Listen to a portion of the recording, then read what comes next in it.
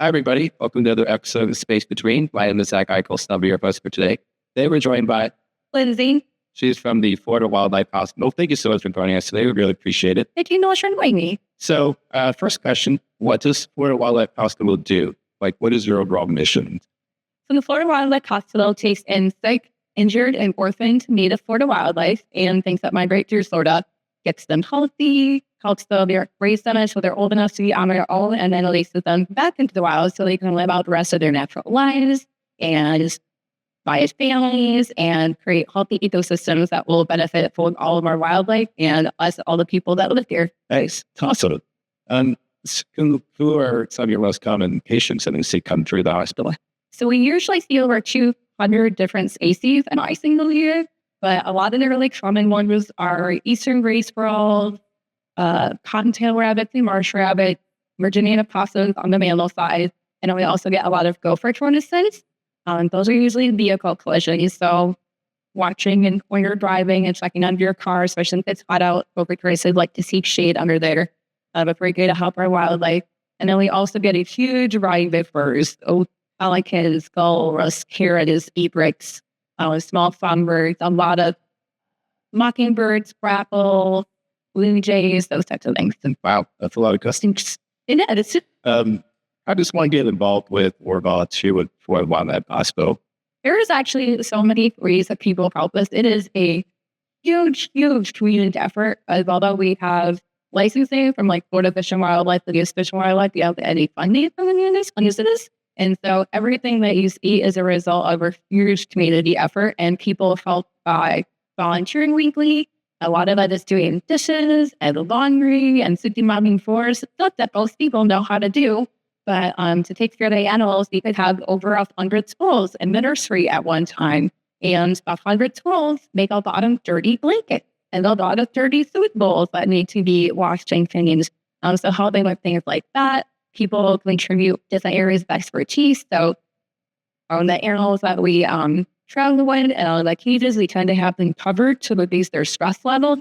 And somebody sewed all of those cage covers for us, which is definitely not a skill that I have. So people with sewing contributed their expertise. We have people that help us maintain the property. Things like to break all the time. So people do plumbing and electrical work and help with the lawns. We have people that are knowledgeable about our Florida native plants that have helped to do the gardening, the native fence for wildlife that live on property, and help support the healthy ecosystem in that way. And so really there's just people contribute all kinds of skills. And if you want to help the Florida Wildlife Hospital and do that by volunteering, you can visit our webpage, which has the application and to go through an orientation and training process. We also have people help us by donating things that we need, like food for the animals. And again, it's such a phenomenal community in Brevard County. We last year, we got a crazy busy opossum season with over 100 opossums at one time. And we're like literally running out of cat food because there were just so many opossum medals being made. And we put out a tweet on our social media platform asking for any donation to cat food. If you have a finicky cat food, it's like, let's do with a whole bunch of bags of money and stuff. And we're like overwhelmed by the response of people donating cat food to feed all of our animals, which was phenomenal. We still got cat food from the election. So people get paper towels, laundry detergent, like all those cleaning type supplies, which we do a lot of cleaning when you have all those baby animals. So people can donate supplies, donate their time, or just even learning more about our wildlife and spreading correct information. We sometimes get crater-napped animals, where people think animals need help, but they don't actually need help. It would be better left alone, but they just don't know about it. So like learning about what animals need help, what animals should be left alone, and also be really helpful for anything. Wow. So it takes a village.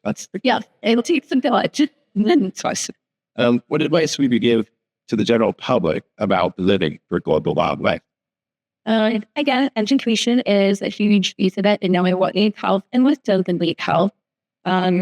A lot of the reasons we see animals are from, and again, vehicle collisions, so being careful in your driving, cat and dog attacks, so keeping an eye on your pets when they're outside and making sure that they're either on leash or you're sort of supervising them, especially during bird migration, to get them out of birds that have flown into windows or sliding glass doors so they can't see them. So decorating them or putting up those tree blinds or putting plants in front of us, something that the birds can see so they don't try to fly through the glass is a great way to help them.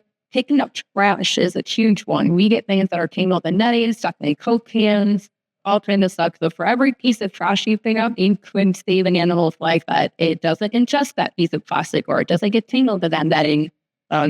Fishing line as well, picking up fishing line and disposing of it properly in those PVC monofilament recycling that they state in beaches is like a huge help. So those are all things that people will do to help wildlife.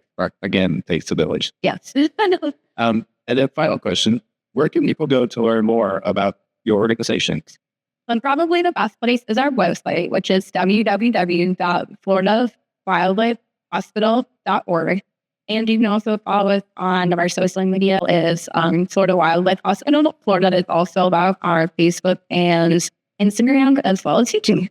Awesome. Well, thank you so much for joining us. Really appreciate your time. Thank you for everything you do for our wildlife community. We really appreciate it. Thanks, everybody. We'll see you next time on another episode of the Space Good Place.